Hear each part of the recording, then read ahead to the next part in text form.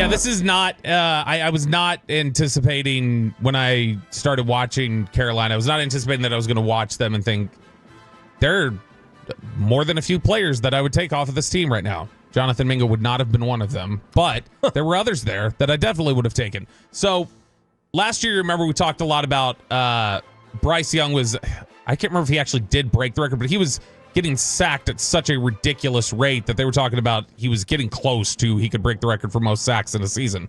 So the thing that stood out to me the most was when I turned it on, I was thinking, all right, let's see how bad this offensive line is that's caused so many problems for Carolina. It's not a bad offensive line. It's a pretty good one. This is not going to be one where Micah's just going to have free run and be able to, tee off every single time. They've got couple different tackles there. Taylor Moton, the right tackle. They got Ike Ekwonu, the left tackle. And both of them are really, really impressive. What's going on with you?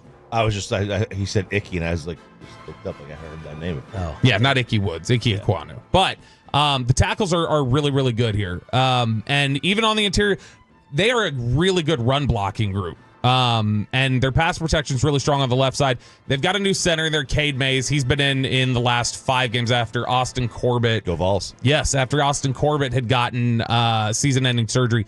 The guy who's most been hurt by that is their right guard, Robert Hunt. That's the most vulnerable spot on the offensive line.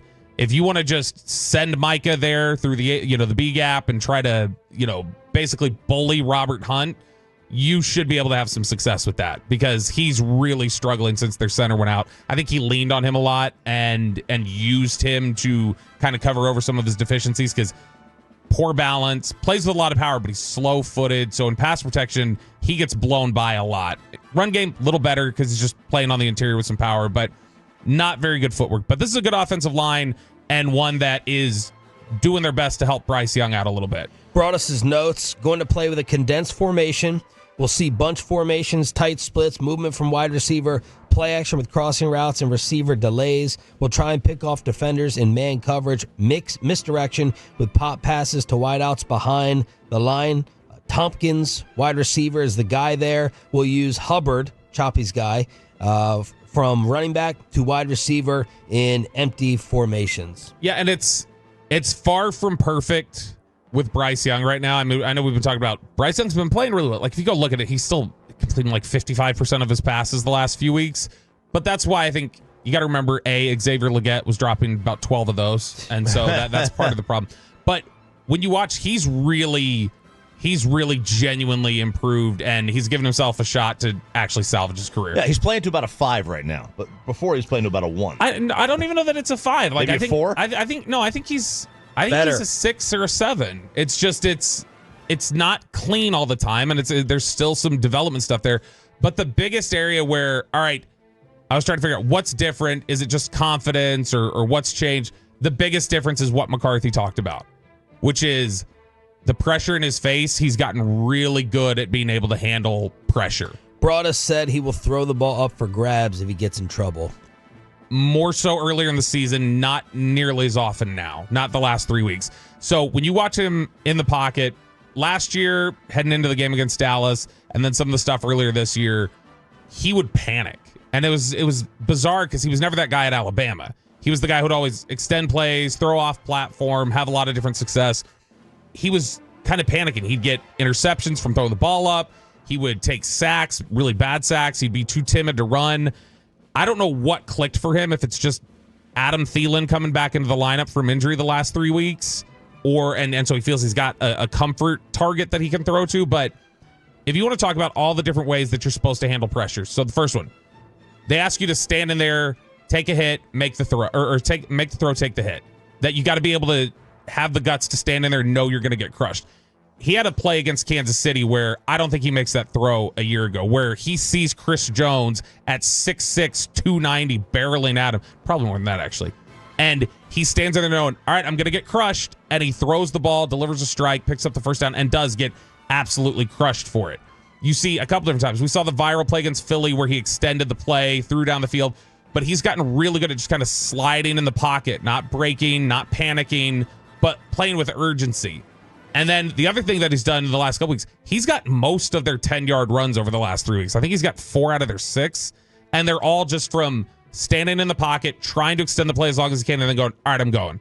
I'm getting upfield and I'm going, and I'm making the decision, and we're going to go this route. And he's had a lot of different success with that. So I think he can hurt Dallas pretty bad. Like the way Dallas plays defense and how the way that he's playing offense right now, that is a quarterback who could really cause serious problems for them. An 81.2 quarterback rating with 7 touchdown passes and 4 picks since returning as the starter. Inside the film room with Bobby Roberto Belt on Carolina, who now is a 3-point favorite. I think all of their... Seems very high. I know. Yeah, I'm not betting the game, I don't think. Yeah. I don't get the line. I really don't. Now, I get it. One team is a starter and one team is a backup. And now we're, 4 games into Cooper as playing? 4 full games? Yeah. Generally you have an idea on what a player is after 4 games. But it just seems like they played Cincinnati, a good team, better quarterback than Bryce. Yeah. But they played there. They were tied. They should have won that game. I don't get it either. I mean, the money puck on that game would have been about 58% Dallas. Hey, you can cut off our Disney. So, no, it's actually, but I mean, that's the thing is that you can make an argument they should have won their last 3 games against the Chiefs, Buccaneers, and Eagles. Those are playoff teams. Yeah. And so I think that. And Hubbard against the Eagles forced a career high 10 missed tackles. Wow. He's forced 48 missed tackles this year, and Broadus said, watch out for him on the edge. Hubbard is really good. And they just paid him. They got him his extension. He's somebody who I'm a little fearful that all the progress that's been made in the run defense, this offensive line that Carolina has and the way that Hubbard runs the ball and the way that he is so patient and watching things develop in front of him and then, making the right decision, making the right cut. I think that you could see this game could present you some early season Cowboys run defense. How's Canales? Solid. It's definitely something where he leans into letting Bryce Young be Bryce Young more so than Frank Reich was or anybody else that was in Carolina last year. But they try to do some different things, pushing the ball downfield and it's not been good. In fact, this is an insane stat. Adam Thielen's basically only played 5 games this year because he got hurt early on in the year. They throw a ton of go routes. They'll throw a ton of balls down the field, go patterns. Receivers on the roster right now not named Adam Thielen. The Panthers are 4 for 28 on those throws for 78 yards, a touchdown, and a pick. Ugh. Adam Thielen. It's like throwing deep to Turpin down the sideline. Adam Thielen is 4 for 5 for 102 yards and a touchdown. Wow. In fact, on the route tree, the 9 routes that are on the route tree, Carolina quarterbacks have 100 pass rating or higher on 5 of those routes when thrown to Thielen this year. Thielen is playing really, really well, and he's fighting his ass off. They've got a good connection. You can tell he's here mentoring Bryce Young and trying to be somebody that he can lean on. Friend of the show. Great interview at a Super Bowl a couple years ago. But offensively, they're going to challenge Dallas in a lot of different ways. It's going to be tough for Dallas to contain the run. Bryce Young's going to extend plays. Bryce Young's going to be able to hit Adam Thielen. I just don't know that Dallas's defense is going to be able to consistently enough slow down what Carolina's wanting to do on offense right now. Defensive side of the ball is awful. Brian thinks they're worse than the Bengals. I don't know that they're that bad, but they're close. They're definitely close. I'll give them a benefit that I really like their defensive coordinator. They're allowing 30 this year. They're last in the NFL in points allowed. The Cowboys are right in front of them at 28. What do you think the over-under is, Choppy? 46.5? It's 43.5. I thought it'd be even. Maybe I am. Ooh, an aggressive buzz right there. I am betting. Pepe. I love schematic. Little parlay. Think so. Cowboys with the points and take the over. I love their defensive coordinator. He's going to put them. They've got awful personnel. He's going to put them in the best position that he can. Ejiro Evero. He's their defensive coordinator. He's going to be a head coach in the NFL in the next 3 years. Not with this defense. Not with this defense specifically. Why do you love him? What's the tie? What's the wink behind the scenes? There's no wink. He's had a lot of talk to you in Indy. No. He's you will hear his name come up a lot. He is from the family of, it's a defensive side, but he's from all this Shanahan McVay coaching triangle that people have been getting hired off of, even defensively lately. And when I think Shanahan and McVay, I think defensive coach. I mean, okay. I mean, you laugh about it, but Saleh, D'Amico Ryans, who just got hired off of Raheem Morris. Those defensive coaches, the Rams defensive coordinator is going to get hired probably in the next couple of years. They are good defensive teams, and that's the thing that they're building towards. Avero's a guy who has been in Denver, he's been in LA, he's been some different places, and he's somebody who's the league wants him as a head coach. They think he's really bright and that he's going to be a shining example. And I'll give him credit. This is a defense that should be giving up probably 2 more touchdowns per game than they do with as bad as their personnel is. Their best player on defense that I saw might be Xavier Woods. He might genuinely be the best player on their defense.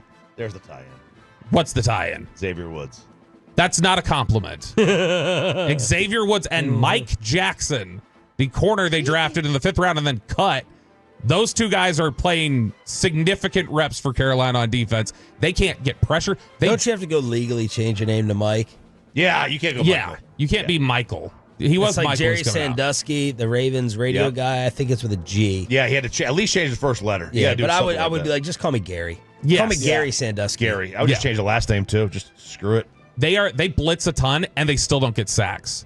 They have the worst pressure rate in the NFL despite blitzing at a top 10 rate. They just don't generate pressure. They're bad. These broadest rushing defense notes, I mean, I might have to be betting on Rico individually. Holy mackerel. I would feel better about Dallas in this game if I trusted that they're going to consistently lean on Rico. There have been too many times, even when Rico's played well, that they get away from the run game. McCarthy did apologize for that in his presser the other day. He's like, he was explaining the hash marks, and he's like, I messed up the hash. I should have called a run on 2nd down when we were talking about those 3 straight pass plays after Rico was ripping it up. And he's like, that was my big play call of regret, not running on that 2nd down. And look, you're going to be able to run on Carolina all day. There's some, you mentioned numbers. I'm curious if Brian has these ones in here. This is funny. 31st in the NFL in run stuff rate at 10.6%, which means stops behind the line of scrimmage. They're 31st in the NFL. You know who's 32nd?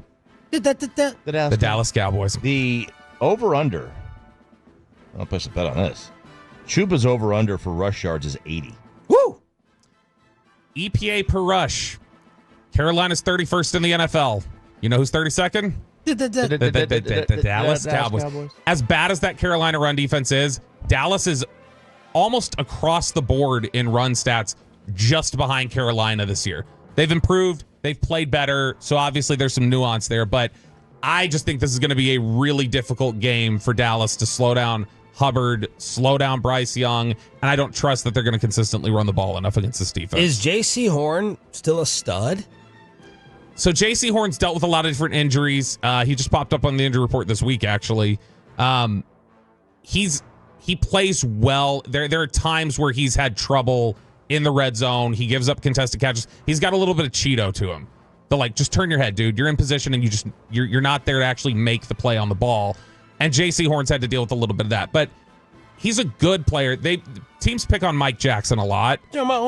I thought he played better than Brian did. Brian was saying yesterday that he thought that was the guy that was the worst in their sector. I think he's played better. I think it's just he's getting volume targets, but I think he's held his own for the most part. I don't think that Dallas, I don't trust them enough to run the ball consistently. Not that the opportunity will be there. I just don't trust them to commit to it enough to actually be able to close some of these gaps.